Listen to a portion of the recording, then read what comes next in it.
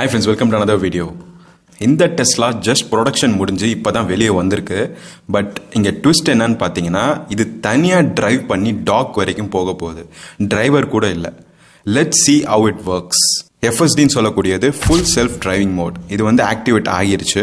GPS, sensors and AI, artificial intelligence எல்லாமே use பண்ணிட்டு ரூட்டை வந்து அதுவே decide பண்ணிக்குது.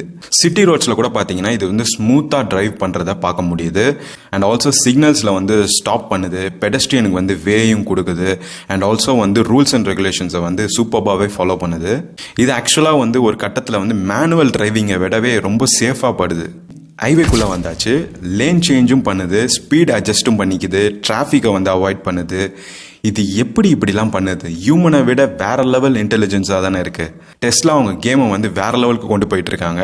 Full self driving, no mistakes done, just pure automation. இதுதாங்க ஃபியூச்சர். இந்த டெக்னாலஜியை பற்றி நீங்கள் என்ன நினைக்கிறீங்க? செல்ஃப் கார்ஸ் வந்து நீங்கள் யூஸ் பண்ணுவீங்களா, இல்லை வந்து பயமாக இருக்குதா? உங்கள் கருத்தை வந்து கமெண்ட் செக்ஷனில் தெரியப்படுத்துங்க. ஆல்ரெடி வந்து மகேந்திராவில் BE6 இருக்கட்டும், இல்லைனா வந்து XEV9 இருக்கட்டும், ரெண்டு வெஹிக்கிள்லையுமே அஃபோர்டபுள் ப்ரைஸ்லேயே வந்து உங்களுக்கு அந்த செல்ஃப் பார்க்கிங் எல்லாமே வந்து ஆட்டோமேட்டடாகவே கொண்டு வந்திருக்காங்க. ஸோ இந்த மாதிரி ஒரு ஃபீச்சர் அப்கிரேட் வந்து இப்போ இருக்கக்கூடிய கார்ஸ்க்கு தேவையா? அதை வந்து நீங்கள் கண்டிப்பாக அது வேணும்னு நினைக்கிறீங்களா? நீங்கள் யூஸ் பண்ணுவீங்களா? அப்படிங்கிற உங்கள் கருத்தை வந்து கமெண்ட் செக்ஷனில் தெரியப்படுத்துங்க.